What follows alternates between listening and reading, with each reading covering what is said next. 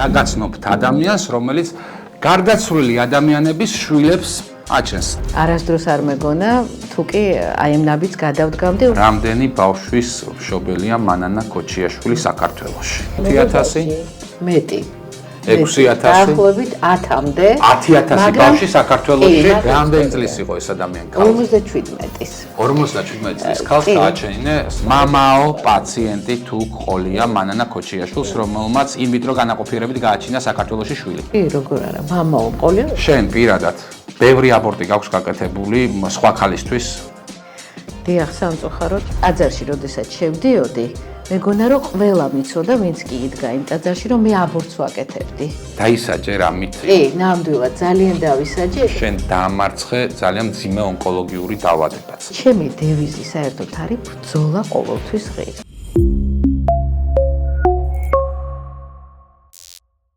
გამარჯობა, ედერშია ჩვენი პოდკასტის ექიმი მიკროფონთან ახალი ეპიზოდი და დღეს გაგაცნობთ ადამიანს, რომელიც გარდაცვლილი ადამიანების შვილებს აჩენს. დიახ, არ მოგესმათ. როდესაც ყველას გონია ხოლმე რომ სიცოცხლე დასრულდა, ზოგჯერ შესაძლებელია იმ დასრულებული სიცოცხლის ადგილას ახალი სიცოცხლე დაიწყოს. მოკლედ, ჩვენი დღევანდელი გადაცემის სტუმარია მიკროფონთანაა კარაფს მედლაინის მიან გინეკოლოგი, რეპროდუქტოლოგი, ინვიტრო განაყოფიერების დეპარტამენტის ხელმძღვანელი ქალბატონი მანანა ქოჩიაშვილი. მოგესალმები მანანა, დიდი მადლობა რომ მოხვედი დღეს ჩვენთან პოდკასტში სასაუბროთ და იცი რა ერთი უცნაური ალგორითმი აქვს YouTube-ს, ხო? აი, ხა ძალიან ბევრს ვკითხულობდი როგორ დავიწყო. დაწყება ყოველთვის ძალიან ჭირს ხოლმე და აი, პირველად წამში თუ რაღაცა საინტერესო არ თქვი, ხო, მაყურებელი აღარ მოყვება და მსმენელი აღარ მოყვება მერე და ამიტომ რაღაცნაირად ცოტა ესეთი ეპატაჟი შევიტანე ჩვენს საუბრის დასაწყისში, თუმცა არაფერი არ მომიტყუებია. ხო, შენ ხარ ქალი საქართველოში, ექიმი, რეპროდუქტოლოგი, ინვიტრო განაყოფიერების დეპარტამენტის ხელმძღვანელი კარაფს მედლაინში, რომელსაც საქართველოში არაერთი გარდაცვლილი ადამიანისთვის შვილი გაუჩენია. მოდი ამით დავიწყოთ და მერე ნელ-ნელა შევაპაროთ მსმენელს, იმიტომ რომ ჩვენ ძალიან დიდი ხანია ვიცნობთ ერთმანეთს, დიდი ხანია ვმეგობრობთ და ძალიან საინტერესო ადამიანი ხარ. ამიტომ პროფესიასთან ერთად შენი პირადი ცხოვრების შტრიხებიც მინდა რომ დღეს ჩვენმა მსმენელმა გაიგოს ის რაღაცები, რაც არავინ არ იცის, ან თუ იციან მხოლოდ და მხოლოდ შენმა ძალიან ახლო მეგობრებმა. მოგესალმებით პირველ რიგში და მიუხედავად იმისა, რომ საკმაოდ ეპატაჟური იყო ეს განცხადება, იმიტომ რომ მე ღმერთი არ ვარ, ჩვეულებრივი ადამიანი ვარ, მაინც ჩემს ცხოვრებაში ყოფილა ისეთი გადადგმული ნაბიჯები, რომელსაც არასდროს არ მეგონა, თუ კი აი ამ ნაბიჯს გადავდგამდი, უბრალოდ ეს რომ გარდაცვლილი ადამიანების ბავშვები დაიბადნენ არის იმ სამედიცინო მიღწევების ბრალი, რომელიც დღეს მსოფლიოში ხდება და საქართველოს მინდა გითხრათ, რომ უტოლდება მსოფლიოს ბევრ წამყვან ქვეყანას, ისეთი რომ წარმოიდგინეთ ისრაელი, იაპონია, ჩინეთი, ამერიკა და მსგავსი განვითარებული ქვეყნები საქართველოში ჩამოდიან, რომ იციან, რომ ეს სფერო ჩვენთან ძალიან განვითარებულია, რომ გვაქვს ძალიან ძალიან ბევრი უცხოელი პაციენტი გყავს, იმიტომ რომ აი სამედიცინო ტურიზმი ქვეყანაში თუ ვითარდება, სწორედ ინვიტრო განაყოფიერება იყო მედიცინის ის დარგი, რომელმაც მნიშვნელოვნად განავითარა ჩვენს ქვეყანაში სამედიცინო ტურიზმი და ვიცი შენი უცხოელი პაციენტები. გარდაცვლილი მშობლების შემდგომ მათ შვილების მოვლენებას ამ ქვეყანაზე ეს არის ძალიან ფაქიზი თემა ჩემთვის პრინციპში და იცით მე არც ერთი უცხოელი არ მყოლია, ყველა ის ბავშვი რომელიც დაიბადა, ვთქვათ, შობლის გარდაცვალების შემდეგ არის ქართველი. შეგიძლია ერთი კონკრეტული მაგალითი ძალიან საინტერესო შემთხვევა იყო ასეთი, რომ დედა რომელიც მოვიდა ჩემთან და მითხრა რომ ყავს ერთადერთი ვაჟი და მე აუცილებლად უნდა მყავდეს მისი შვილიშვილი და მისი გამგრძელებელი, ასე ვთქვათ, ექიმები მეუბნებიან, რომ მას არასდროს შვილი არ ეყოლება. როდესაც ჩვენ ვნახეთ ამ ბიჭის დიაგნოზი, მხოლოდ ინვიტრო განაყოფიერებით იყო შესაძლებელი, რომ მას შვილი ყოლოდა და დავიწყეთ ბრძოლა. იცით, ინვიტრო განაყოფიერების დროს არსებობს ესეთი მიდგომა, რომ როდესაც ადამიანს არ აქვს ბევრი ბიოლოგიური მასალა და ნახულობს სულ ერთ ცალს ან ორ ცალს, ნუ აქ შეყვეს სპერმატოზოიდზე იქნებოდა სპერმატოზოიდზეც და კვერცხუჯრებზეც. არსებობს დაგროვებითი მეთოდი, როდესაც ჩვენ ვაგროვებთ რამდენიმე პროცედურის შედეგად ემბრიონს. და ზუსტად აი ამ წყვილმა იქ წვილი იმით გამოირჩეოდა, რომ გოგოსაც არ ქონდა ძალიან მაღალი რეზერვის მქონე მატარებელი არ იყო ამ ოციტების, ამიტომ დაგვჭირდა ვუთხარით 3 ეტაპად გადანაწილებულიყო და 2 ეტაპის შედეგად მივიღეთ თითო ემბრიონი. ამ თითო ემბრიონიდან ერთი იყო საუკეთესო ხარისხის და მეორე საშუალო ხარისხის და ცალ-ცალკე იყო გაყინული ეს ემბრიონები. მესამე პროცედურა, როდესაც უნდა ჩატარებულიყო, წყვილი აღარ გამოცხადდა პროცედურის ჩასატარებლად.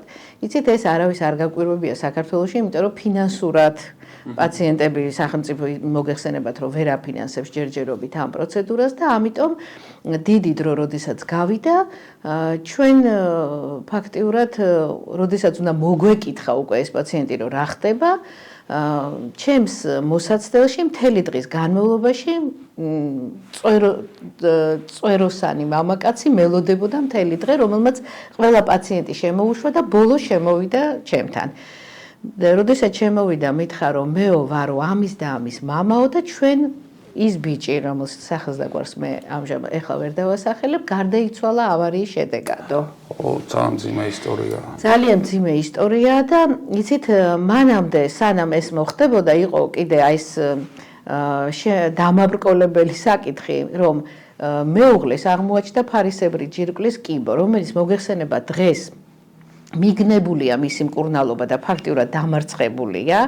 ფარისებრი ჯირკვლის მკურნალობა და პაციენტი გადადის ჩვეულებრივად რემისიაში და ცოცხლობს დიდი ხანი. ამ რაღაც დრო დაიკარგა ამ გოგონას, ვთქვათ, აი ამ დიაგნოზის შედეგის გამოც. და ჩვენ იცით, ერთ-ერთი რაც ვუთხარი ძალიან შევწუხდით, რა თქმა უნდა, იმიტომ რომ როდესაც წყვილთან გაქვს აი რაღაც ესეთი ურთიერთობა. ხო, რაღაც ყალიბდება ურთიერთობა. რაღაც ურთიერთობა, რა თქმა უნდა და ჩვენ ვუთხარით, რომ იცით, ჩვენ არ ქონდა გაკეთებული ამ ემბრიონებზე არანაირი ქრომოსომული კვლევა, ვთქვათ PGT-A, ასე ვთქვათ, რომლითაც დადასტურდებოდა, რომ რადგან იყო მამაკაცის ფაქტორი ამ შემთხვევაში, იქ ეს ემბრიონები ქრომოსომულად ჯანმრთელები იქნებოდნენ თუ არა, ჩვენ წინასწარ არ ვიცოდით. ამიტომ აი ამ შობელს ექნა განმარტება, რომ აქ ეს არ არის გარანტირებული პროცედურა, რომ აქ ძალიან დიდი პასუხისმგებლობაა ჩვენი მხრიდან, ის რომ მე ვერ გპირდებით იმას, რომ მე ამ ემბრიონებს გადავიტან და აუცილებლად ორსულობა დადგება, იმიტომ რომ ჩვენ გვაქვს მხოლოდ თქვენი იმედი და აბა თქვენიცი და ასე შემდეგ. ამას მოყვა კიდე ის, რომ გოგონა იყო ძალიან დათრგუნული ამ მდგომარეობის გამო და მან თქვა, რომ მე ჯერ ცოტა ხანი, 1 წელი მაინც უნდა გავიდეს, რომ ისე გარდაცვალებიდან და წლის თავის შემდეგ მე ჩემ თავს რაღაც შემოუძახებ და შესაძლებელია გავაგრძელო ეს პროცედურაო. და 1 წლის მერე უკვე გოგოს მხარე მომიყვანა მე ეს გოგონა. ჩვენ გადავიტანეთ ეს ემბრიონი, გამოლღობის შედეგად ერთი ემბრიონი აღმოჩნდა ნამდვილად ძალიან კარგი, მეორე ემბრიონმა განიცადა ლიზისი, დეგენერაცია და ჩვენ და ის ემბრიონი ვერ გადავიტანეთ და გადავიტანეთ მხოლოდ ერთი ჯანმრთელი და კარგი ემბრიონი, რომელიც ძალიან კარგად გამოიყურებოდა. და კიდევ ერთი რაღაც მინდა აღვნიშნო. და ორსულობა დადგა? ორსულობა დადგა და ბავშვიც დაიბადა. ეს იყო ჩვენი უდიდესი გამარჯვება, რა თქმა უნდა. და იცით, თვითონ ორსულობის პერიოდება იმ გარდაცვლილი ბიჭის მშობლებისთვისაც რამხელა მშვება იქნებოდა ხომ, რომ ანუ მათ გარდაცვლილ შვილს გაუჩნდა შვილი. სხვათა შორის ეს ისრაელში ძალიან ისეთი პრაქტიკაა იმ და ზოგადად მთელ მსოფლიოშიც კი, მაგალითად, როდესაც ადამიანი ქიმიოთერაპიას კურსი იწყებს, იმუნოსუპრესია უნდა განიცადოს, რომელიც თქვა ფოლიკულოგენეზზე ან სპერმატოგენეზზე მოახდენს რაღაცა ტიპის გავლენას, წინასწარ ყინავენ ხოლმე ესე თავიანთ ბიოლოგიურ მასალას. საქართველოსთვის ეს მაინც უცხო ახლა უკვე არა, მაგრამ ადრე მაინც ამ ხრივ არავინ არ ამენეჯმენტებდა ხოლმე თავის შვილოსნობის უნარს. ახლა და ახლა უფრო მეტი კულტურა გაჩნდა ამის და ეს ძალიან მნიშვნელოვანია, რომ აი მართლა ძალიან მაგარი ამბავია, რომ გარდაცვლილ ადამიანს შვილი გაუჩნდა. ისრაელში ესეთი რამ შემთხვევა ბევრი ხდება. ისეთ ამ შემთხვევაში ძალიან დიდი მნიშვნელობა აქვს იურიდიულ მხარეს. ჩვენთან კლინიკაში, როდესაც ჩვენ იურისტებს დავეკითხეთ, გქონდა თუ არა ამ ემბრიონის გადატანის უფლება ამ ქალის ორგანიზმში, იმიტომ რომ ბიჭი უკვე გარდაცვლილი იყო, მამაკაცი. აღმოჩნდა, რომ ჩვენმა უჭკვიანესმა იურისტებმა წინასწარ ჩაგვიდეს ეს, რაზედაც იმ ბიჭს უკვე ხელი მოწერილი ქონდა გარდაცვლილს, იმაზე, რომ რომელიმეს გარდაცვალების შემთხვევაში, აი ესე წერია ერთ-ერთი სიცხლის გაგრძელების შესაძლებლობა მიეცეს ამ ემბრიონს, იმიტომ რომ ჩვენ გქონდა კიდე სხვა შემთხვევა, როდესაც ბიჭი გარდაიცვალა ონკოლოგიური დაავადების შედეგად და შემდგომში მოხდა, ანუ ჯერ გარდაიცვალა, აქ ხო ემბრიონი შექმნილი იყო და იქ ემბრიონი შექმნილი არ იყო. ანუ ბიჭი გარდაიცვალა, მაგრამ იმიტომ რომ მას ხელშეკრულებაში ეწერა, რომ ჩემი გარდაცვალების მერე მის სპერმას, იქ უკვე სპერმა იყო გაყინული, ჰქონოდა შესაძლებლობა, რომ აძლევდა მის მშობლებს მინდობილობას, ესეც ქართულ ისტორიაში კი, რომ ქონოდათ შესაძლებლობა, რომ შეექმნათ ემბრიონი და შემდგომში გაეცოცხლებინათ მისი ბიოლოგიური შვილი. და ესეც მოხდა, მაგრამ იმ შემთხვევაში, როდესაც ხელი მოწერილი არ აქვთ მსგავსი ტიპის საბუთზე, ჩვენ ვართ უძლურები. მაგალითად, მქონდა აი, როდესაც ეს სპერმა როდესაც გაიყინა და შემდგომში როდესაც გაჩნდა ბავშვი, ეს შემთხვევა გააშუქა ერთ-ერთმა არხმა მიიყვანა ამ ბიჭის მშობლები და მან ისაუბრა აი ამ თემაზე. და როგორც მახსოვს, ერთხელ გვირეკავს ერთ-ერთი მშობელი ტირილით და გვეუბნება, რომ ჩემი შვილი იყო ბაიკერი, მოყვა ავარიაში და ავარიის შედეგად ის ჯერ მხოლოდ აპარატზეა შეერთებული, ახლა და მხოლოდ სუნთქავს, დაინტუბირებულია და შეგიძლიათ თუ არა, რომ მისი სპერმით ჩვენ რეალურად შეგვიძლია, რა თქმა უნდა, ტესას ოპერაციით გამოიტანო მისი სპერმატოზოიდი და ვთქვათ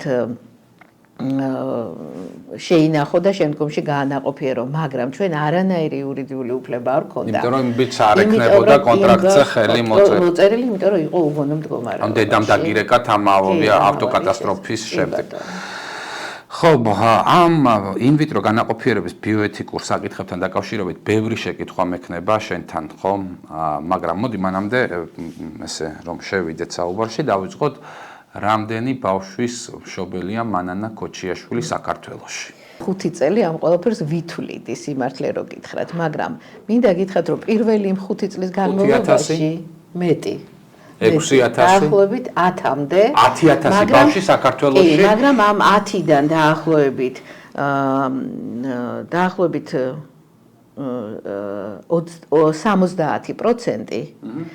აი იმ პერიოდში მოხდა, იმ პერიოდში გაჩნდნენ, როდესაც მე უკვე კარავსმედლაინში ვმუშაობდი. იმიტომ რომ უკვე სულ სხვა შედეგი იყო მანამდე, ჩემი მუშაობის შედეგი და სულ სხვა შედეგი იყო კარავსმედლაინში. ანუ 10,000 ბავშვის მშობელი ხარ. ხო, მანანა იცი რა მინდა გითხრათ? იცით რა, მე თვითონ მრავალშვილიანი დედა ვარ. ვიცი და მაგალითად მე მინდა რომ ადამიანებმა გააჩინონ ბევრი შვილები. იმიტომ რომ როგორი წარმატებული ექიმიც არ უნდა ვიყო, როგორი წარმატებული ადამიანიც არ უნდა ვიყო ცხოვრებაში,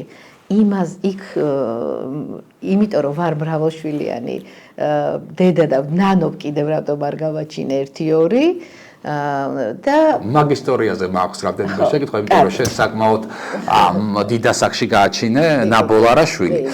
ხო, აი ყველაზე დიდი ქალის ასაკი რა ყოფილა შენს კლინიკურ პრაქტიკაში, რომელიც დაგიფეხმძიმებია თავისივე ბიოლოგიური მასალით, სუროგატი დედის აყვანა არ დასჭიროებია და მან გააჩინა ჯანმრთელი შვილი და ერთი ესეთი ნაცნობი მგონი მე და შენ ყავს. იცით რა, მე ყავს ერთი ქალბატონი, ჩემი მეგობარი, შეიძლება ითქვას უკვე იმდენი ხნის მეგობრობა გქონდა, იმიტომ რომ როდესაც დავიწყე მე ამ სფეროში მუშაობა, ამ ქალბატონმა, იმიტომ რომ არ ყავდა პარტნიორი, მოვიდა და გაყინა ოოციტი.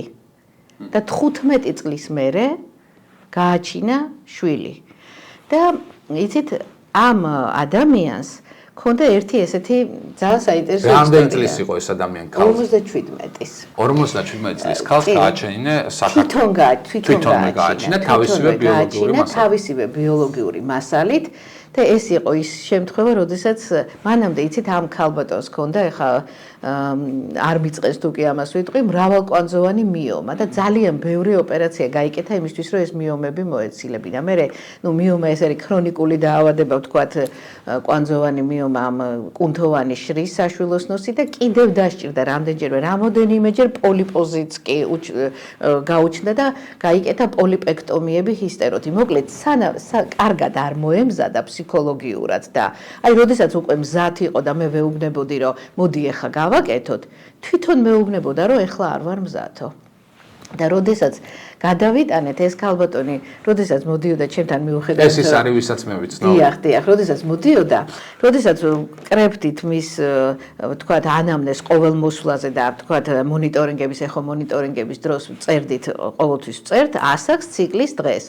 და ყოველი ციკლი იმის მოსვლაზე გვეუბნებოდა, რომ 50, რამდენი წლის ხარ 50 და ასევე წერდა და მე ჩემ ასისტენტმა მითხრა, რომ იცითო, ძალიან ბევრჯერ მითხრაო წლები ეს ქალი მეუბნება 50 წლის ხარო და რაშია საქმე. გატყვევდა ასაკს. ეს დღეს მოვიდა და ხო ყოველ მოსვლაზე პირადობაში არ ვიყურებოდი, თქვა და ერთ-ერთ მოსვლაზე მოვიდა და გითხრა, ხო, კაი 51-ის. გითხრა და ჩავწერეთ 51. ხო, ასაკზე როდესაც ვსაუბრობთ, ინვიტრო განაყოფიერებას IVF-ს აქვს თავისი რიგი ბიოეთიკური ნაწილები, ხო? აი რაღაცაში მე ჩვენ გვისაუბრია ხო ფილოსოფიურად ეხა ვთქვათ პოდკასტ გარეთაც რაღაცეებში ვთანხმდებით, რაღაცებზე ვთქვათ არ ვთანხმდებით. აი ჩემი შეხედულება რომ რაღაცა ასაკში მშობლობა უნდა შეიზღუდოს. შენ ფიქრობ პირიქით რომ თუ შესაძლებლობა აქვს ქალს ყველა ასაკში უნდა ყავდეს შვილი. მე ასე არ მიმაჩნია, იმიტომ რომ მოხუცი მშობელის კომპლექსი ბავშვი შეიძლება ძალიან დათრგუნოს და შეაწუხოს და ზოგადად განვითარებათა შორის ეს ასაკოვან დისტანციას ძალიან რთული შეიძლება იყოს ამ ბავშვის აღზრდაში, ხო, იმიტომ რომ ხო, რაღაც ასაკის მერე ალბათ თუ შვილი არ ყავს ადამიანს უნდა გაჩერდეს. შენ ასე არ ფიქრობ და რატო? იცით რა, მე ვფიქრობ ასე რომ თუ ადამიანს შეუძლია მაქსიმალურად თვითონ გააჩინოს ეს შვილი ინვიტრო განაყოფიერებით, ნებისმიერ ასაკში სადამდეც შეუძლია, ხალხს არ შეუძლია დიდი ხნის, თქვათ, აი 60 წლის შემდეგ სიტყვაზე, 60 წლამდე მაინც არის რაღაც რესურსი, რომ შეინარჩუნო, აი თუნდაც ამ პაციენტს სულ ვინარჩუნებდით ციკლს. და ეს ციკლის შენარჩუნება ჩანაცვლებითი ჰორმონალური თერაპიით დღეს არის შესაძლებელი. მაგრამ არის ჩემი მხრიდანაც, ზოგიერთ შემთხვევაში პროტესტი, როდესაც ძალიან ასაკში არიან და მე ყველას ვუსვამ ამ შეკითხვას. თქვენ როდესმე დაფიქრებულ ხართ თუ არა, რომ თქვენი მენტალობა, ვთქვათ, აი ბავშვის და თვითონ თქვენი ძალიან განსხვავებული იქნება თუნდაც 10 წლის ასაკში. აი ჩემთან როდესაც მოსულა 65 წლის ქალბატონი და 67 წლის მამაკაცი. 10 წლის შემდეგ მათი შვილი იქნებოდა, ვთქვათ, 10 წლის და თვითონ იქნებოდნენ უკვე 77-ის და 60. მე მიკითხავს. იცით, სხვადასხვა შეხედულება მაქვს ხოლმე ასეთ შემთხვევაში.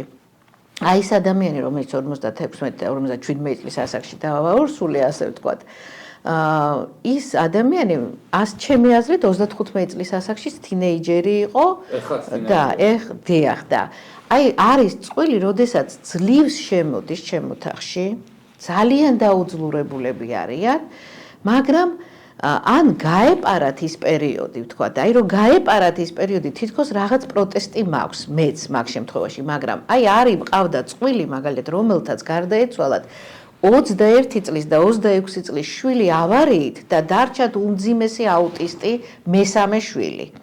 რომლებმაც გადაწყვიტეს, აი რაღაც ლოგიკა იყო, რომ აი ეს ბავშვები, რომლებიც დაიბადებოდნენ სრულფასოვნები და ჯანმრთელები, ისინი უპატრონებდნენ აი იმ აუტისტ შვილს, რომელიც უკვე 18 წლის იყო. და თვითონვე მომიყვნენ აი საშინელი ტრაგედია, რაც დაემართა და მითხრეს, რომ აი ჩვენ შვილს რომ არ ქონდეს ეს დიაგნოზი, ჩვენ რა თქმა უნდა ამ ნაბიჯს ვერ გადავდგავდით. ამიტომ იცით, ჩემთვისაც იცით, ყოველთვის არჩევითია ეს თუნდაც პროტესტი და თუნდაც ის რომ მე პაციენტს მაინც გავუკეთო. ყოველთვის ესე არ არის რომ რასაც გიკვეთავს იმას აკეთებს.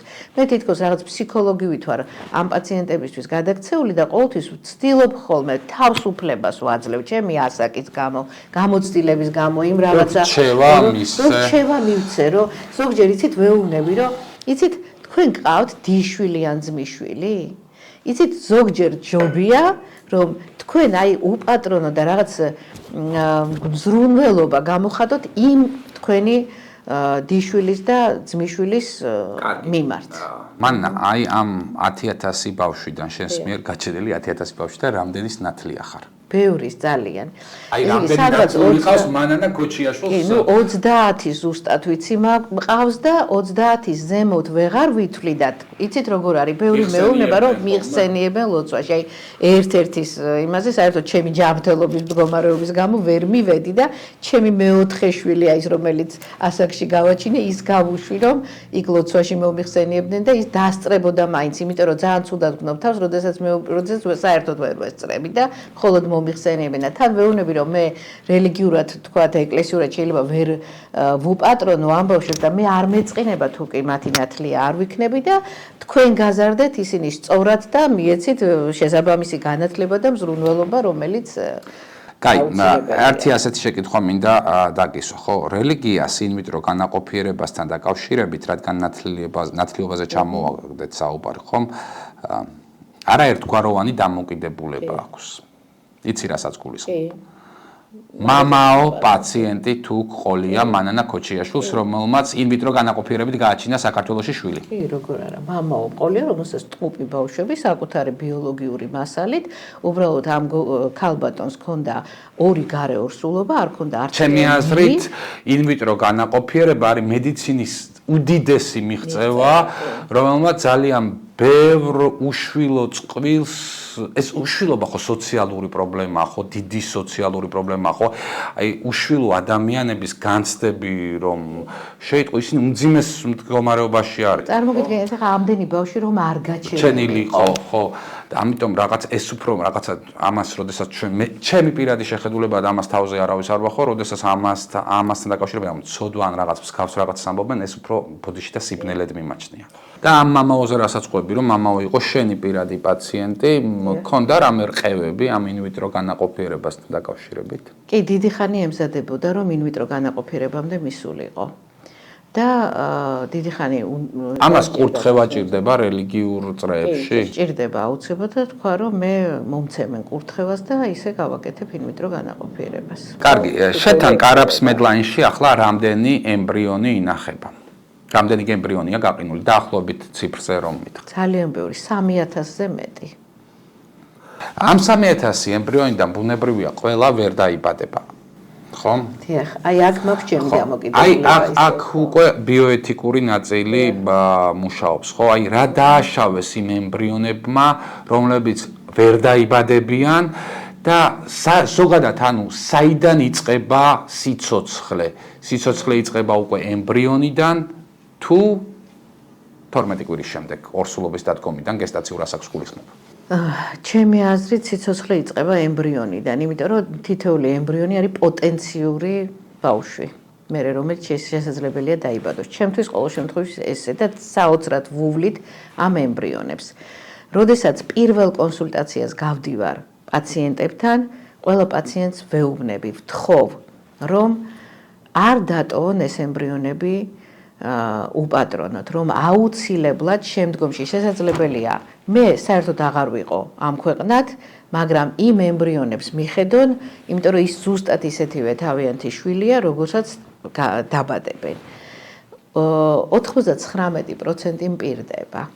და რამდენი ასრულებს? ასრულებს, ну, სადღაც 30%. დანარჩენი ემბრიონები წლები გადის და ერთ ზარს და ერთხელ არ დაგვირეკავენ და ერთხელაც არ გვეტყვიან რომ როგორ არის ჩემი ემბრიონი. გარდა იმისა, კიდევ არსებობს რაღაცა ფინანსური ვალდებულება. ნახეთ, იმ ფინანსურად უნდა აუცილებლად გადაიხადოს ეს თანხა, რომელზედაც ხელი აქვს მოწერილი, წინააღმდეგ შემთხვევაში კლინიკა იტოვებს უფლებას, რომ ემბრიონი გაანადგუროს. ყოველ შემთხვევაში ჩემი კარავს მედლაინში ყოფნის პერიოდში ეს პირველი პროექტი იყო კარავს მედლაინში, ჩემამდე ინვიტრო განაყოფიერება არ ყოფილა ეს განყოფილება და ემბრიონი არ განადგურებულა ჩვენს მიერ. აუცილებლად ემბრიონს ანადგურებს თვითონ მშობელი. მოდის და გვეუბნება, რომ მე თანხას ვერ გადავიხდი, არადა მინიმალურია ეს გადასახადი, მინდა გითხრათ, მე ვერ გადავიხდი და გამინადგურეთ ემბრიონი. ნუ ისევ ვთავთ ფსიქოლოგს, ისევ ჯდები და ამ პაციენტებს ვესაუბრებით, რომ იქნებ გადაწყვიტოთ. ძალიან ბევრ პაციენტს გადავაწყვეტინეთ, რომ კიდევ გაეჩინათ შემდგომში შვილები და ეს, ნუ მე ჩვენ ძალიან გახარებულები ვიყავით, რომ ისევ გავიმარჯვეთ ამის წინაშე, მაგრამ უამრავი ადამიანი მაინც ტოვებს ამ ემბრიონს და არ აქცევს ყურადღებას, რაც ჩვენი ძალიან დიდი ტკივილია. წლების განმავლობაში მიან გინეკოლოგები ძალიან ბევრ აბორტებს აკეთებდნენ ქალის სურვილის გათვალისწინებით. ვისაც არ უნდოდა არაგეგმიური დაუგეგმავი ორსულობა ჰქონდა სხვადასხვა მიზეზით. შენ პირადად ბევრი აბორტი გაქვს გაკეთებული სხვა ქალისთვის? დიახ, სამწუხაროდ, როდესაც დავიწყე მიან გინეკოლოგად მუშაობა, მოხვდი ისეთ გარემოში, სადაც უბრალოდ აბორტს თუ არ გააკეთებდი, როგორც მიან გინეკოლოგი ვერ იმუშავებდი. და იცით, ეს იყო ის პროცედურა, რომელიც არ მიყვარდა და მაინც ვაკეთებდი. ანუ აი იძულებით ვაკეთებდი, იმიტომ რომ სისტემა იყო ისეთი სიტუაცია იყო თვითონ კლინიკაში, ისეთი და რიგი იდგა აბორტზე წარმოიდგინე და მაგრამ პარალელურ რეჟიმში მე ვამშობიერებდი ქალს. და ის იყო ჩემთვის ძალიან საყვარელი თემა და იცით რაღაც პერიოდები ესეთი წვეტილად აი რელიგიურ დღესასწაულებზე ან რაღაცებზე აბორტს წვეთდი, ანუ პაციენტი რომელიც მოდიოდა მეუბნებოდა რომ გამიკეთე აბორტი და ვეუბნებოდი რომ არა ეხლა არ შემიძლია ვერ გაგიკეთებ, გაიკეთე სხვა ექიმთან. და იცით იყო ესეთი რაღაც თუმცა აქვე განმარტოთ რომ აბორტი ასევე ქალის უფლებაა ხო დასაშვებ ვადაზე გაიკეთოს იმიტომ რომ ჩვენ კონვენციებით ვიცით რომ სამი ფუნდამენტური უფლებაა ხო ეს არის განათლების უფლება აქვს ქალს არჩევნებში მონაწილეობის მიღების უფლება და მესამე უფლება ეს არის თვითონ განსაზღვროს შვილი ყავდეს თუ არ ყავდეს შვილის ყოლა არ ყოლის უფლება და ამ შემთხვევაში იცით კარგი იქნებოდა თუ კი ეს ქალბატონი მეტად უფრო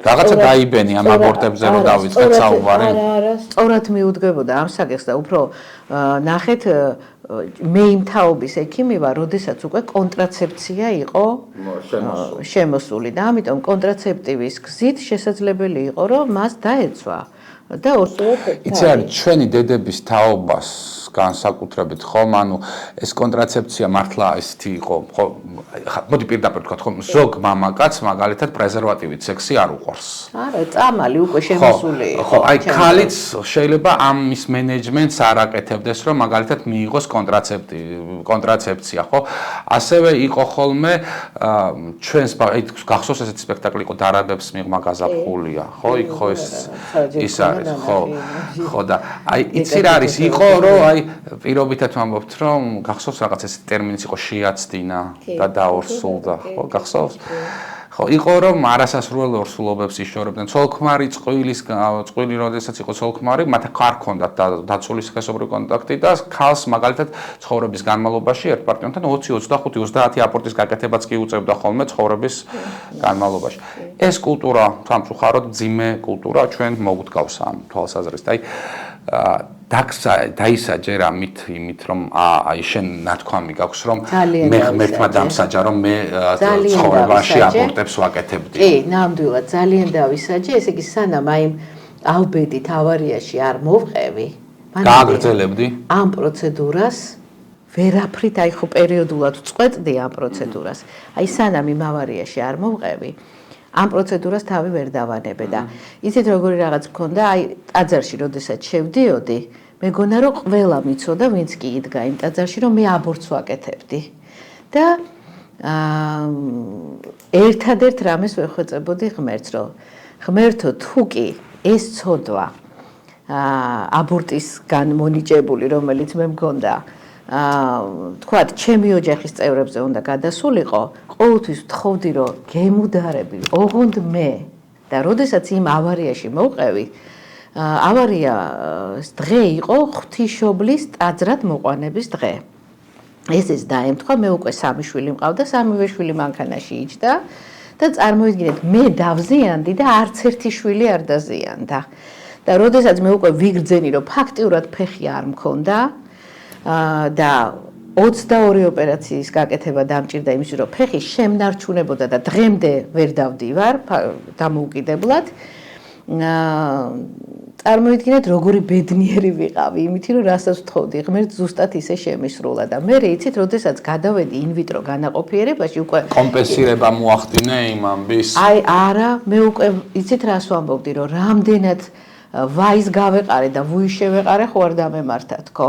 პირიქით, აი მე უკვე მქონდა იმის უფლება, რასაც ვაკეთებდი თუნდაც დღეს და ამიტომ ძალიან ბევრ ადამიანს, თქვათ, რომელიც ერკვეოდა კარგად, რომელიც რაღაც რჩევას მომცემდა, თხოვდი, რომ მათ ჩემთვის ერჩიათ, თქვათ, მე ინვიტრო განაყოფიერება უნდა გამეკეთებინა თუ არა და აი იქ დავდე უკვე ზღვარი, რომ რაღაც მომენტში უნდა გამეკეთებინა და რაღაც მომენტში არა. რა მინდა იცი კითხა გულსხმელად, აი როდესაც ცუდად ხვდები ხოლმე, აი მე ვიცი, შენი ჯანმრთელობის თქო, შენი პროფესიის მიღმა, შენ გაქვს უდიდესი შედეგები ინვიტრო განაყოფიერების მიმართულებით და ძალიან ბევრ ჩემს სანაცნობლოში, საახლობლოში დედებს დედობა და აჩუქე მამებს მამობა და შვილოსნობის უნარი შესწინე, ძალიან ბევრი წყვილი გყავს გაბედნიერებული საქართველოში. მაგრამ შენი პროფესიის მიღმა არის შენი პირადი ცხოვრება და აი როდესაც დეპრესია შემიპყრობს ხოლმე ხშირად მახსენდები და აი ცარი მანანა რო ეს სულ ყოველთვის კარგ ხასიათზე ვერ მოიწყენ შენთან ვერას დროს ყოველთვის სტიმულს აძლევ ადამიანს და თან როგორი ხარ იცი რომ აი ახარებ ადამიანებისთვის მოგაქვს ბედნიერება რომ მიგაქვს ადამიანებისთვის ძალიან დიდი უნარია. იმიტომ რომ ბევრ ადამიანს დეპრესია შეიძლება კონდეს იმის გამო, რომ მას არ შეეძლო სხვა ადამიანი გააბედნიეროს და შენ არა მარტო პაციენტებს, შენს მეგობრებს, კოლეგებს სულ მიგაქვს ეს რაღაცა შენი წილი ბედნიერება. და აი ვიცი რა შენი ჯანმრთელობის მდგომარეობა, შენ ამ ფეხის გარდა რომელზედაც ახლა უახლოეს მომავალში იკეთებ ოპერაციას, შენ დაამარცხე ძალიან მძიმე ონკოლოგიური დაავადებაც. და სულ მაგას ვამბობ ხოლმე, რომ იცი რა არის, მანანა თუ ახერხებს, რომ ესე კარგად იყოს, მე რა მჭირს, მე რატო მეწყება დეპრესია, როლ მოდელი ხარ ბრძოლის უნარიანობის, მაგარი ქალი გოგო ხარ. აი იცი რა მინდა, აი ამ შენმა ამ დაავადებებმა პროფესიულ მიმართულებით ხელი შეგიშალა, იმიტომ რომ ეს ძალიან მძიმეა, როცა გეუბნებიან, რომ შენ კი მოგჭირს და შენ ეს გითხრეს. და ჩემს ფორმაში დღემდე ონკოლოგებთან კონსულტაციას გავდივარ ყოველ 3 თვეში ერთხელ და მიწერია. კიბო მეოთხე სტადია კიბო. ადამიანს როდესაც უწერია პირველი, მეორე და მესამე სტადია, კიდევ ფიქრობს, რომ აი, როდესაც მიწერია მეოთხე სტადია კიბო, მაგრამ ეს ის შემთხვევაა, როგორც ჩანს, შენ თონაც რო არ გჯერავს, რომ შესაძლებელია ეს გაქვს, მაგრამ როდესაც მსოფლიოს წამყვან ქვეყნებში გეუბნებიან, რომ ეს დიაგნოზი ნამდვილად გაქვს, ცოტა მძიმე ასატანია. როგორ გააგრძელე ამ დიაგნოზით ისევ ძალიან აქტიური კლინიკური მუშაობა? აი, იმიტომ რომ მე მაგალითად ხო, ჩემი ფიქრები იქნებოდა სულ ჩემ კიბოზე. შენ ეს რაღაცნაირად ჩაკეტე და მე მახსოვ ხარ შენ წითელი კვასკვასა წითელი თმებით, მახსოვ ხარ იმ პერიოდში, როდესაც შენ ქიმიოთერაპიის უმძიმეს კურსებს გადიოდი, აბსოლუტურად ხალისიანი დაფრინავდი და პირიქით აი ამ ენერგიას ასხივებდი. რა იყო ეს, რა პერიოდი იყო, როგორ შეძელის კლინიკური პრაქტიკის გაგრძელება? ესე იგი, ცხოვრებაში ვფიქრობ, რომ რაღაც ეტაპებზე გამიმართლა. ანუ გამიმართლა, მოდით იქიდან დავიწყებ, რომ ვიყავი ძალიან საინტერესო მშობლების შვილი, რომლებიც გარდაცვლილები არიან უკვე. ყველა ქალი დედის და მამის მხრიდან მყავს გარდაცვლილი ონკოლოგიური დაავადებით. სხვა დაავადება ფაქტიურად ჩვენ არ გქონდა. თითქოს სულ ველოდებოდი, იცით ამ დაავადებას. შემდგომში ძალიან გამიმართლა, პატარა ასაკში გავთხოვდი, რაც ვფიქრობ, რომ ყველაზე დიდი ჭკვიანური ნაბიჯი მაქვს ცხოვრებაში გადადგმული, იმიტომ რომ საოცარ მეუღლეს დავუკავშირე ჩემი ცხოვრება და იცით შვილებშიც ძალიან გამიმართლა, ნუ შვილების გაზრდაში ძალიან დამეხმარა, იმიტომ რომ მე მაშინ სტუდენტი ვიყავი და თან ამ სწავლას ისე ვიყავი შეჩეული, რომ კარგად უნდა მესწავლა და ექიმი თუ ვიქნებოდი, ეს იყო დედაჩემის ძალიან დიდი თხოვნა, ასე ვთქვათ, იმიტომ რომ სხვათა შორის ძალიან კარგად ვწერდი და ვაქვეყნებდი რაღაც სტატიებს და მამაჩემი სულ მეხვეწებოდა, რომ ჟურნალისტი გამოსულიყავი. და მეუბნებოდა, რომ როდესაც რაღაცას ყვებიო, ძალიან საინტერესო ყვებიო და ჟურნალისტი დავეთანხმები მამაში. თვითონ მამა მხატვარი იყო პროფესიით, ისე მინდა გითხრა და დედაჩემი სულ ამბობდა, რომ ჩემი გურული დედა მყავდა, ჩემი შვილი დოქტორი უნდა გამოვიდესო და თითქოს მე ავასრულე დედაჩემის ოცნება, რითიც მე მადლობას ვუხდიდი მთელი ცხოვრება მას, იმიტომ რომ თითქოს რაღაც გამომივიდა, იცით? რაც დავიწყე ვთქვათ სამედიცინო თვალსაზრისით, აი რა იქ მშობიარობა იყო თუ თუნდაც ეხა ავახსენებელი აბორტი, თუნდაც ინვიტრო განაყოფიერება, თვითონ პროცედურისადმი მქონდა ანუ შემეძლო იმის გაკეთება. ბავშვობიდან ვიცოდი ხელსაქმე.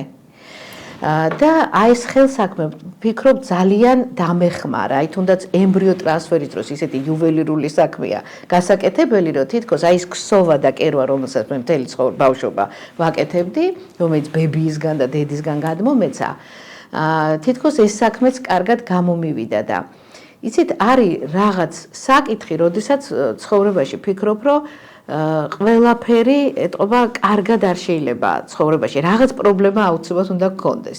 სიკვდილზე არ მიფიქრია. მეგონა რომ არ მოვკვდებოდი, მეგონა რომ დავამარცხებდი. მაინც და თან იცით რა არის ეს ონკოლოგიაც ხო ირმის ნახტომებით, როგორც ინვიტრო განაყოფიერება, ასე ვითარდება და რამდენი დაავადება არის, ხა ჩემნაირი დაავადებით, აგერ ოჯახის წევრები მყავს გარდაცვლილი. ოჯახის წევრებმა არ მომცეს მოდუნების საშუალება. აი განსაკუთრებით ჩემმა მეუღლემ, ჩემმა ნუ გოგოებზე აღარ ვამბობ, ეხა გოგოები მაინც დედის მხარეს არიან ყოველთვის. აი ბიჭმა იცით რა მიქნა? ბიჭმა გადაწყვიტა, რომ რადგან მე მქონდა გადაადგილების პრობლემა და ამ დროს ვიყავი აქტიური ადამიანი და უნდა აუცილებლად მე არ უნდა შემზღუდვოდა ეს გადაადგილება, აი მოიგონა და მიყიდა აი ეს რაღაც სკუტერი, ელექტროსკუტერი, რომლითაც მარინა კოჩიაშვილი ელექტროსკუტერი. ქვეყანაში თავიდან მეგონა რომ ვერ დავჯდებოდი, მაგრამ ისე შემომიძახა და მითხრა რომ ეს ხო არ გავს ინვალიდის ეტლს, ეს ნახე როგორი კარგი რამეა და მე ხალხი შენ მოგბაძავსო და ახლა სკუტერით დადიხარ. ეხლა სკუტერით დავდივარ. მანანა, მოდი ისევ კარავს მედლაინის კედლებში შევიხედოთ, ხო? შენ ამბობ რომ ახლა იქ 3000 ემბრიონია გაყინული, ხო? ერთი ბიოეთიკური საკითხი მინდა წამოვჭრა შენთან დაკავშირებით, ხო? ამ ემბრიონებს უმეტესობას, სანამ მათ უკვე გადაიტან, უტარდება გენეტიკური ანალიზი. სანამ გაყინავთ, ხო? რა დააშავეს მაგალითად, თუნდაც არის მცირე გენეტიკური დარღვევა, მცირე დარღვევა იმ ემბრიონებმა, რომლებსაც დაბადების შანსი აღარ მიეცემათ. ეს ხომ არის რაღაცნაირად ხელოვნური ჩარევა, რომ ვარჩევთ ყველაზე კარგ ემბრიონს, რომელსაც გადავიტანთ და რომელიც გაჩნდება. და აი იმ ბავშვმა რა დააშავა, რომელსაც შეიძლება ძალიან მცირე დეფექტი ჰქონდეს და რომელიც ასევე შეიძლება ჯანმრთელი იყოს. ან თქონდაც ჰქონდეს აი ძალიან ბევრი შეიძლება მზის ბავშვი, ხო? კი, დაუნის სინდრომი. ხო, მზის ბავშვიც არ დაიბადოს, ხო? ან სხვა სინდრომებით ბავშვები. ამას როგორ უყურებ? ამას იცით როგორ ვუყურებ? ემბრიონს ჩვენს ქვეყანაში სამწუხაროდ ეს კანონი არ არსებობს, მაგრამ ევროპაში არის ესეთი კანონი, რომ ემბრიონსაც აქვს თავისი უფლებები. ნახეთ, მოდით მივყვეთ ახლა სამედიცინო ეთიკას, რომ ემბრიონი უნდა იყოს საშვილოსნოს ხრუში, უნდა გადავიდეს და მე ღმერთმა უწყის უკვე ის დაიბადება თუ არ დაიბადება, მაგრამ როდესაც საშვილოსნოს ხრუში გადავა, იქ უკვე ჩვენი ვალდებულება, ვთქვათ, იმისადმი, მე რა მოხდება, ხო, უკვე ჩვენი ვალდებულება წყდება. ამიტომ იცით, მე ვფიქრობ, რომ ეს კანონი, ეს საკითხი აუცილებლად დაიცვა საქართველოშიც, რომ დედები მოვიდნენ და საკუთარ საშვილოსნოებში გადაიტანონ ის დარჩენილი ბავშვები, რომლებიც ყავთ. იმიტომ რომ აი თქვენ რო ახსენეთ რომ რაღაცა მცირედი დარღვევითო, დიახ, ამ მცირედი დარღვევას იცით რა უწერია? რომ გაიარეთ გენეტიკოსთან კონსულტაცია, შეიძლება ამ ბავშვს არც არაფერი არ შეეტყოს. უბრალოდ მოზაიციზმის, ან მონოსომა რომელი კონდეს, მონოსომა ხანდახან გვიწერია 4, 6 და ასე შემდეგ. იქ შესაძლებელია ჩვენც გქონდეს ეს რაღაც მონოსომური დარღვევა, მაგრამ არც გვეტყობოდეს ვიზუალურად და ინტელექტუალურად. ამიტომ მე ვფიქრობ, რომ ეს კანონი აუცილებლად შესამუშავებელია, რომ რა დააშავა, ნამდვილად მეც ასე ვფიქრობ, იმ ემბრიონებმა, რომლებიც პრეიმპლანტაციური დიაგნოსტიკის შედეგად დადგინდა, რომ ზოგს ტერნერის სინდრომი აქვს, ზოგს დაუნის სინდრომი და ასე შემდეგ. უბრალოდ კარგი არის ის, რომ ნაკლები ბავშვი დაიბადება არაჯამრთელი, მოდით ეს დადებითი მხარეც აქვს, მაგრამ ის, რომ საშვილოსნოში უნდა გადავიდეს და დიდი ხანი თუნდაც არ დადგეს ორსულობა და არ უნდა იყოს დიდი ხნის განმავლობაში ესე გაყინული, მე მაგის მომხრე ვარ. ეს შეკითხვა რატო დაგისვიცი? მე მინდა შენ შვილიშვილზე გკითხო, ხომ საუბრობ ამ თემას. იმიტომ რომ შენი შვილიშვილი არის ასეთი დაავადების მატარებელი. და ამიტომ შენ ყველაზე კარგად გესმის ახლა მისი დაბადება არ დაბადების საკითხი რო ყოფილიყო, ერთი წუთი დაუშვებდი რომ არ დაბადებულიყო? ალბათ არა და იცით მე ვთვლი რომ ჩემი შვილი ძალიან სწორად მოიქცა, როდესაც ეს იყო ბუნებრივად გაჩენილი ბავშვია, რომელსაც აღმოაჩნდა მოზაიციზმი, რომელიც თვითონ ამნიოცენტეზს თუ გავაკეთებდით იმ შემთხვევაში დადგინდებოდა და აი ნიბტ ტესტი, რომელიც კეთდება 10 კვირის ვადაზე, ჩვენ ამ ნიბტ ტესტშიც კი ვერ დავადგენდით ამ დიაგნოზს. ეხოსკოპიურად რა თქმა უნდა არაფერი არ ჩანდა, არანაირი დარღვევა არ იყო, პირველი ჯამრთელი შვილი ყავდა გაჩენილი და უცებ წარმოგიდგენთ დაიბადა ბავშვი, რომელიც თავიდანვე შეფასდა ძალიან კარგად, მე ჩემი ამ ფეხის მდგომარეობის გამო პირველივე დღეს ვერ ავედი და ეს ბავშვი ვერ ვნახე, მეორე დღეს სხვათა შორის ავედი, სხვა ბავშვი დაიბადა ჩემი პაციენტის შვილი, რომლებიც საზღვარს ვერ ჭრიდნენ, იმიტომ რომ წითელი ზონა იყო თურქეთი და ავედი იმ ბავშვის გამო, რომ იმ ბავშვისთვის ფოტოები გადამეღო, რომ მშობლებისთვის გადამეგზავნა და მე შევიარე ჩემს შვილთანაც სადაც არ მომეწონა ბავშვის წვრილი თვალები, აი ეს ცხვირი, რომელიც იყო ეს ჩანაჭდევი ძალიან უხეშად და გამოვედი ჩემ შვილთან არაფერი არ ვთქვი და ვთქვი პედიატრთან, რომ რაღაც ბავშვი არ მომწონს. და ნუ მე რა თქმა უნდა თვითონაც ძალიან ყურადღებით მოიწვიეს გენეტიკოსი, გავაკეთეთ ანალიზის პასუხი სანამ მოგვივიდა ჩვენი დაგვემართა ისე ვინერვიულეთ და მოვიდა რომ არ იყო სრული დაუნი, რომ იყო, იცით როგორ არის მოზაიციზმი, ნაწილი უჯრედების იყო ჯამრთელი და ნაწილში იყო 47 ქრომოსომა. და იცით, ჩემ შვილს როდესაც უთხარი ნიბტ ტესტის გაკეთება, პარალელურად ჩემი რძალი იყო ორსულად. ჩემმა რძალმა გაიკეთა ეს ანალიზი, იმიტომ რომ ჩემი მოთხოვნა იყო და ჩემ შვილს როდესაც შევთავაზე მითხრა, რომ იცით, მე მაინც არ შევიწყვიტავ ამ ორსულობას და გეხოცები, ხა არ მინდა ვინერვიულო და მე არ გავიკეთებ ამ ანალიზსო. ნიბტ ტესტში ეს დიაგნოზი მაინც არ ამოვიდოდა. მოკლედ მინდა ვთქვა, რომ ყველა გენეტიკოსი, აი ვისთანაც ჩემი შვილი მივიდა იმ პერიოდში, ეუბნებოდა, რომ ეხა ძალიან ადრეა დაიწყო რაიმე მოქმედება.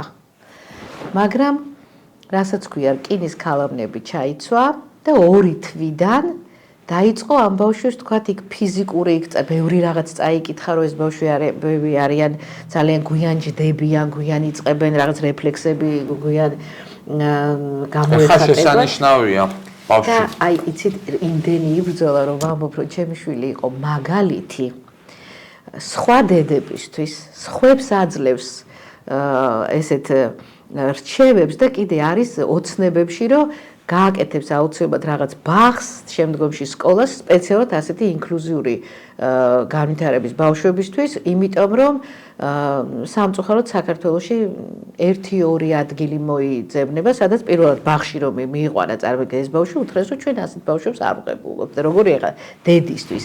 მე უთხრა თვითონ ჩემმა შვილმა რომ ჯერ დალაპარაკებოდით ბავშვო, გაგეცნოდო, იქნებ ინტელექტუალურად, მარტო ვიზუალურ მხარეს რატო მიაქციეთ ყურადღებაო და თქვენ წარმოგიდგენთ იმდენი იბრძოლა რომ ქცევის თერაპევტი ამდენი წელია ყოველ დღე დადის ჩვენ სახლში და ბავშვმა იმას მიაღწია რომ ვიზუალურადაც აღარ ეტყობა.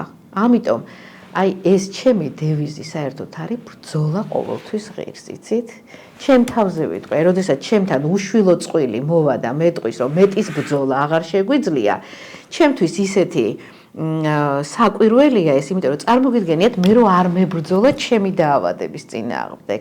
მე ხო ამდენ წყულს ვერ დავეხმარებოდი, ამიტომ მე ყველას მოუწოდებ, რომ იბრძოლეთ ცხოვრებაში, სანამ ცოცხლები ვართ, ვიბრძოლოთ საუკეთესო ცხოვრებისთვის. იცი, ამაზე საუკეთესო ფინალს ვერც წარმოვიდგენდი. ბრძოლა ნამდვილად ყოველთვის ღირს და შენი მაგალითი აგერ, აი, მანანა ქოჩიაშვილი. მადლობა, რომ იყავი დღეს ჩვენი პოდკასტის სტუმარი. მიკროფონთან იყო მანანა ქოჩიაშვილი, კარაფს მედლაინის, მეანგინეკოლოგი, რეპროდუქტოლოგი და ინვიტრო განაყოფიერების დეპარტამენტის ხელმძღვანელი. ძალიან მიყვარხარ, მინდა ბოლოს დავამატო. მადლობა კიდევ ერთხელ. მადლობა თქვენ.